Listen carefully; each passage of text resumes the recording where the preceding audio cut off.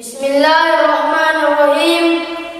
Assalamualaikum warahmatullahi wabarakatuh. Alhamdulillah. Alhamdulillahi rabbil alamin.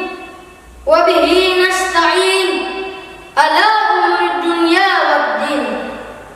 Assalatu wassalamu ala asyrafil anbiya'i wal mursalin Sayyidina Muhammadin wa ala alihi wa sahbihi ajma'in, amma ba'd.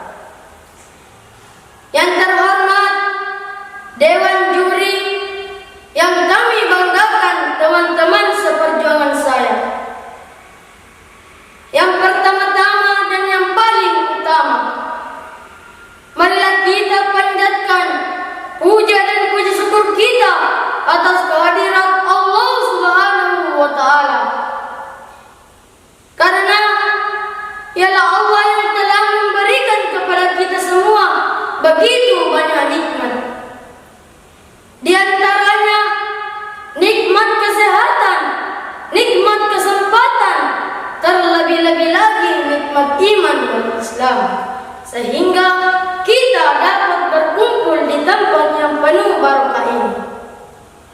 Salawat beserta salam tak lupa pula kita kirimkan kepada Nabi besar kita, suri tauladan kita, Nabi yang lahir di muka bumi ini, membuat goncang alam semesta, membuat heboh para malaikat Allah.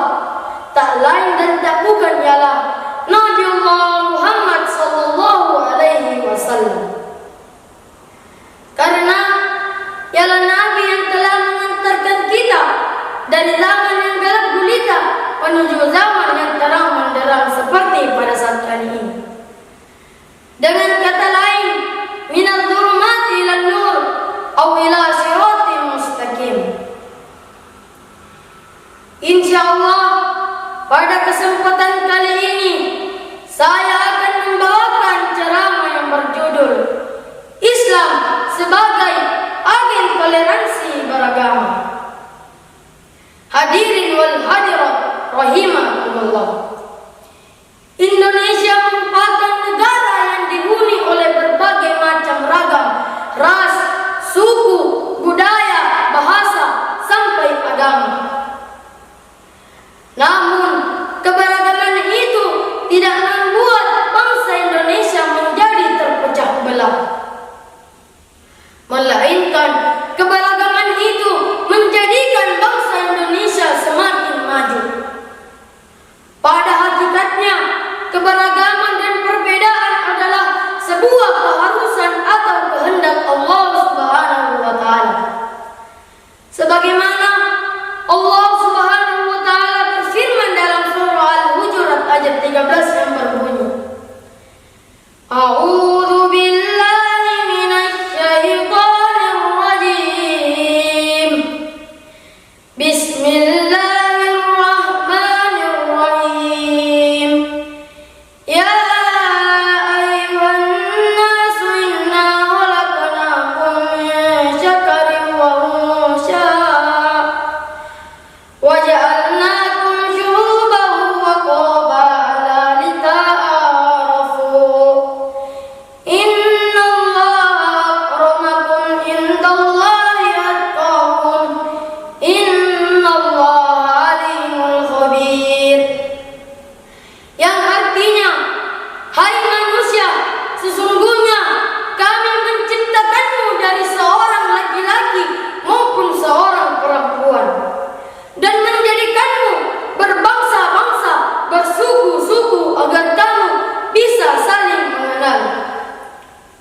Sesungguhnya orang yang paling mulia di antara kamu ialah orang yang takwa terhadap kamu. Sesungguhnya Allah Maha mengetahui lagi Maha mengenal. Dari ayat di atas kita dapat simpulkan bahwa sejak awal Allah Subhanahu wa Ta'ala menciptakan kita berbeda-beda, bukan untuk adil kelebihan, apalagi saling membeda-bedakan atau saling bermusuhan, tetapi Allah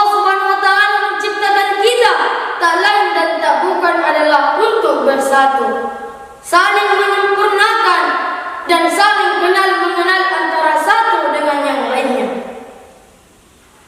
Perbedaan dan keragaman yang seringkali hangat didiskusikan ialah tentang perbedaan agama dan kepercayaan. Kita sebagai bangsa yang memiliki keberagaman yang berbeda-beda harus bisa menghargai kepercayaan orang lain, harus bisa menghormati agama orang lain.